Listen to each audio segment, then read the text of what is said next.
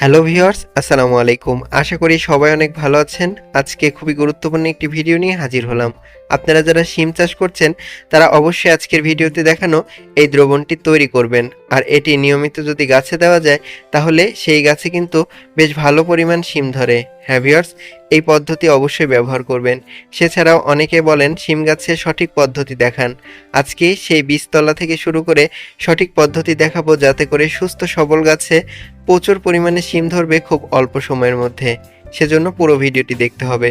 অনেকে বলেন শিম গাছে প্রচুর শিম কিন্তু পাতা এরকম হলুদ হয়ে যায়, কিংবা মোজাইক ভাইরাসের উপদ্রব বেড়ে গেছে, কিংবা অ্যানথ্রাকনোজের উপদ্রব বেড়ে গেছে। তাদের জন্য আজকে ভিন্ন ধরনের একটি দ্রবণ তৈরি করে দেখাবো। আর এটি খুব সহজে তৈরি করতে পারবেন। আর এটি তৈরি করে গাছে দিলে রোগমুক্ত গাছে প্রচুর শিম ধরবে। তাই বিস্তারিত চলুন দেখে নিই। শুরুতে একটি পাত্র নিতে হবে। আমি দেখানোর সুবিধার্থে একটি বোল ব্যবহার করেছি, আপনারা যে কোনো পাত্র নেবেন। এবার যা নিতে হবে বাসি ভাত। আপনারা বাসি ভাত কখনোই ফেলে দেবেন না, এতে পরিবেশের ক্ষতি হয়। এটি আপনারা কিভাবে গাছে প্রয়োগ করবেন, এটি প্রথমে আপনারা 1 বাটি পরিমাণ ভাত এই পাত্রে নিয়ে নেবেন। আমি এখানে 1 বাটি ভাত নিয়ে নিচ্ছি, আপনারা সুবিধা মতো নেবেন। তো এবার এর মধ্যে যা যুক্ত করতে হবে সেটি হলো পরিমাণ মতো পানি। অর্থাৎ আমি 1 লিটার দ্রবণের জন্য শুরুতেই 1/2 লিটার পরিমাণ পানি দেব। এটি আপনারা পরিষ্কার পানি ব্যবহার করবেন। এবার যা করতে হবে, কিছুক্ষণ এভাবে নাড়াচাড়া করান। এর মধ্যে আরও একটি গুরুত্বপূর্ণ উপাদান অ্যাড করতে হবে বা যুক্ত করতে হবে। সেটি কি? সেটি হলো এই রসুন পেস্ট। এটি কিভাবে তৈরি করবেন, শুরুতে আপনারা 8 থেকে 10 কোয়া রসুন নিয়ে নেবেন। এবার এই রসুনগুলোকে বেটে নেবেন কিংবা ব্লেন্ডারে ব্লেন্ড করে নেবেন। এভাবে আমি নিয়ে নিয়েছি 8 থেকে 10 কোয়া রসুনের পেস্ট। এবার এর মধ্যে অর্থাৎ এই দ্রবণের মধ্যে দিয়ে দিতে হবে পুরোটুকু। অর্থাৎ আমি 10টি রসুনের কোয়ার পেস্ট এভাবে নিয়ে নিচ্ছি এই পুরো দ্রবণের জন্য, অর্থাৎ 1/2 লিটার দ্রবণের জন্য। এবার খুব ভালোভাবে এই মিশ্রণটিকে মিশাতে থাকুন। এতে করে ক্ষতিকর ছত্রাকের উপদ্রব কমে যাবে। এতে করে দ্রবণটা খুব ভালো হয় এবং গাছে দেওয়ার উপযোগী হয়। এবার এই উপাদানগুলোকে যে কোনো পলিথিন, অর্থাৎ পরিষ্কার ও যেখানে কোনো ছিদ্র থাকবে না এমন পলিথিন নিয়ে নেবেন এবং নিয়ে খুব ভালোভাবে পেঁচিয়ে ফেলুন যাতে বায়ু চলাচল কমে যায়। এবার এটিকে আপনারা অবশ্যই 3 থেকে 4 দিন একটি জায়গায় রেখে দেবেন। ভিউয়ার্স, 3 থেকে 4 দিন পর দেখবেন দ্রবণটা অনেকটাই তৈরি হয়ে গেছে। তো ভিউয়ার্স দেখুন, আমি খুব ভালোভাবে দ্রবণটাকে একটু গলিয়ে নিয়েছি। এবার কি করবেন, এটিকে আপনারা অবশ্যই আরেকটি পাত্রে স্থানান্তর করবেন। আমি একটি মগের মধ্যে এই পুরো উপাদানগুলোকে স্থানান্তর করে নিচ্ছি। তো এবার কি করতে হবে, এবার আপনারা অবশ্যই সেখানে 1/2 লিটার পরিমাণ পানি দিয়ে 1 লিটার পূর্ণ করুন। এবার দিতে হবে একটি ছত্রাকনাশক। আমি এখানে থিওভিট প্রেফার করব, কেননা এটি ভিটামিনেরও কাজ করে। এটি আপনারা 1 লিটার পানির জন্য 1 চা চামচ ব্যবহার করবেন। দিয়ে খুব ভালোভাবে দ্রবণটি তৈরি করুন।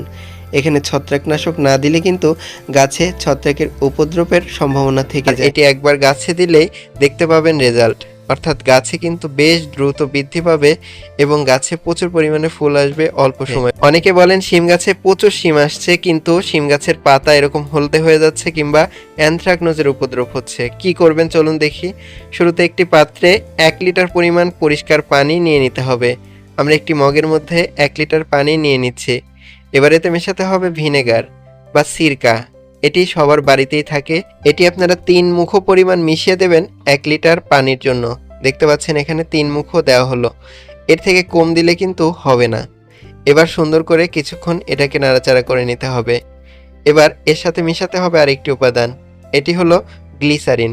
শীতকালে সবাই গ্লিসারিন ব্যবহার করেন। আর এই গ্লিসারিন কিন্তু খুবই কার্যকরী গাছে পোকা দূর করার ক্ষেত্রে কিংবা রোগের হাত থেকে রক্ষা করার জন্য। এটি আপনারা 2 চামচ পরিমাণ দিয়ে দেবেন এই গ্লিসারিন 1 লিটার দ্রবণের ক্ষেত্রে। এবার সুন্দর করে এটাকে নাড়াচাড়া করে নেবেন। এবার নাড়াচাড়া হয়ে গেলে এর সাথে আরেকটি গুরুত্বপূর্ণ উপাদান, সেটি হলো ভিম লিকুইড। সবার বাড়িতে যে কোনো ডিশ ওয়াশ লিকুইড ব্যবহার করলেও সমস্যা নেই। এই ভিম লিকুইড আমরা ব্যবহার করছি। এটি আপনারা 1 চামচ পরিমাণ 1 লিটার দ্রবণের জন্য ব্যবহার করবেন। এবার সুন্দর করে এটাকে নাড়াচাড়া করে ফেলবেন। দেখতে পাচ্ছেন এভাবে নাড়াচাড়া করলে দেখতে পাবেন কিছুক্ষণের মধ্যেই ফেনা তৈরি হচ্ছে।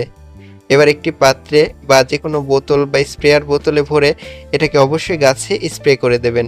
এতে করে দেখতে পাবেন গাছগুলো কতটা সতেজ হচ্ছে এবং রোগমুক্ত থাকবে গাছগুলো। অনেকে বলেন বর্ষাকালে কি দেবেন গাছে, এজন্য শুরুতে একটি পাত্রে কিছু ভাত এবং কয়েকটি কলার খোসা নিয়ে নেবেন। এবার এই 4 থেকে 5টি কলার খোসা ছোট ছোট টুকরো করে এই ভাতের উপর রেখে দেবেন। দেখতে পাচ্ছেন? এবার এই ভাত এবং কলার খোসা সুন্দর করে একটি ব্লেন্ডার মেশিনে নিয়ে এবার এতে কিছু পরিমাণ পানি অ্যাড করে সুন্দর করে ব্লেন্ড করে ফেলুন। দেখতে পাচ্ছেন? এখানে ভাত এবং কলার খোসা থাকা উপাদান গাছের জন্য খুবই কার্যকরী। এবার এটাকে সুন্দর করে ছেঁকে নেবেন একটি পাত্রের মধ্যে। একটি বালতির মধ্যে দেখতে পাচ্ছেন এভাবে ছেঁকে নিলাম। এভাবে ছাঁকা হয়ে গেলে অবশ্যই এর মধ্যে পানি যুক্ত করতে হবে। এতে 2 ভাগ পানি অ্যাড করে দেবেন। দিয়ে এটি নিয়মিত গাছে দিন। এর সাথে এই উপাদানটি মিশিয়ে দেবেন। এজন্য একটি পাত্রে কিছু পরিমাণ পানি নিয়ে নেবেন। সেক্ষেত্রে 1 লিটার পানি নিলেই হয়ে যাবে। এবার 1 লিটার পানির মধ্যে যা দিতে হবে সেটি হলো খুবই জৈব উপাদান। হ্যাঁ ভিউয়ার্স, দেখতে পাচ্ছেন এটি হলো হলুদ বাটা। কাঁচা হলুদ সুন্দর করে পিষে নেবেন বা ব্লেন্ডারে ব্লেন্ড করে নেবেন। দেখতে পাচ্ছেন এভাবে নিয়ে নিতে হবে। এতে অ্যান্টিসেপটিক বা অ্যান্টিফাঙ্গাল অ্যান্টিব্যাকটেরিয়াল গুণাবলী রয়েছে, যা গাছের জন্য খুবই কার্যকরী পোকামাকড় হাত থেকে রক্ষা করতে। 2 চামচ পরিমাণ কাঁচা হলুদ বাটা সুন্দর করে পানির সাথে মিশিয়ে ফেলতে হবে। দেখতে পাচ্ছেন?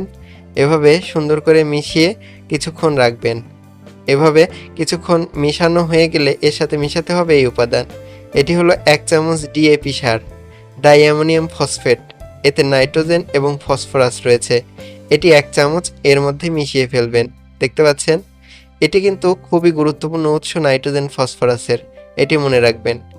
এবার মেশানো হয়ে গেলে 1 চামচ পরিমাণ ইউরিয়া সার এর সাথে অ্যাড করবেন। বেশি ইউরিয়া সার দেবেন না, এই 1 চামচই যথেষ্ট এই দ্রবণ তৈরির জন্য। এবার দেওয়া হয়ে গেলে সুন্দর করে কিছুক্ষণ এভাবে নাড়াচাড়া করুন। এবার এতে আরেকটি উপাদান মেশাবেন, 1/2 চামচ পরিমাণ খাবার সোডা। সবার বাড়িতেই খাবার সোডা থাকবে, আর এই খাবার সোডা খুবই কার্যকরী গাছের অর্থাৎ পাতার স্প্রে করার ক্ষেত্রে সারফেসটাকে পিচ্ছিল করে দেবে। অবশ্যই এটি মিশিয়ে ফেলবেন। এবার মেশানো হয়ে গেলে এর কার্যকারিতা বৃদ্ধির জন্য যদি পারেন 1/2 চামচ পরিমাণ এমওপি মেশাতে পারেন, অর্থাৎ মিউরেট অফ পটাশ, যা ফুল ফল আনতে বেশ কার্যকরী। অর্থাৎ ছোট গাছে অল্প সময়ে প্রচুর শিম আনার জন্য খুবই কার্যকরী এটি। এবার সুন্দর করে মিশিয়ে ফেলুন এই দ্রবণটি। দেখতে পাচ্ছেন একটি পারফেক্ট দ্রবণ তৈরি হলো। এটিকে 5 থেকে 6 ঘন্টা রাখার পরে এটি কিন্তু কার্যকরী দ্রবণে পরিণত হবে। আর এটি স্প্রে করার আগে কয়েকটি নিয়ম রয়েছে। এজন্য শুরুতেই এই দ্রবণটিকে একটি ছাঁকনি ব্যবহার করে সুন্দর করে ছেঁকে নেবেন। দেখতে পাচ্ছেন? ঠিক এভাবে ছেঁকে নিতে হবে। আপনারা না ছেঁকে দিলে কিন্তু স্প্রেয়ার বা নজেলে আটকে যেতে পারে, এটি লক্ষ্য রাখবেন। এভাবে ছাঁকা হয়ে গেলে এই দ্রবণটি সরাসরি গাছে প্রয়োগ করবেন না, এটি অবশ্যই কিছুক্ষণ নাড়াচাড়া করে নেবেন। অর্থাৎ গাছে স্প্রে করার আগে এটাকে সুন্দরভাবে এরকম গুলিয়ে নিতে হবে। এভাবে নিয়ে নেবেন এই দ্রবণটি। এটি আপনারা গাছের গোড়ার দিকে স্প্রে করবেন কিংবা গাছের গোড়ায় ছিটিয়ে দিতে পারেন। এতে দেখতে পাবেন খুব ভালো ফলন হচ্ছে। চলুন দেখি সঠিক নিয়মে শিমের বীজ থেকে কীভাবে চারা তৈরি হয়। শুরুতেই কয়েকটি 1 টাইম গ্লাসের নিচের দিকে 5 থেকে 6টি এরকম ছিদ্র করে নেবেন। এবার জৈব সার সমৃদ্ধ মাটি এর মধ্যে দিয়ে নিতে হবে। এবার একটি শিমের বীজ এরকম প্রত্যেকটিতে আলাদা আলাদা করে বসিয়ে উপরে ধানের কোড়া দিয়ে দেবেন। এবার একটু পানি দিয়ে স্প্রে করে নেবেন। কিছুদিন অপেক্ষা করুন, দেখতে পাবেন শিমের সুন্দর চারা হচ্ছে। এই পদ্ধতিতে আপনারা চারা তৈরি করবেন। চারা তৈরি হয়ে গেলে অবশ্যই মাদা তৈরি করে এরকম ছোট ছোট করে গর্ত করে নিয়ে এই চারাগুলোকে রোপণ করে দিতে হবে। খুব সাবধানতার সাথে রোপণ করবেন যেন ভেঙে না যায়। নিয়মিত গাছে পানি দেবেন আর অবশ্যই চেষ্টা করবেন রৌদ্রোজ্জ্বল জায়গায় রোপণ করার জন্য। ধন্যবাদ সবাইকে।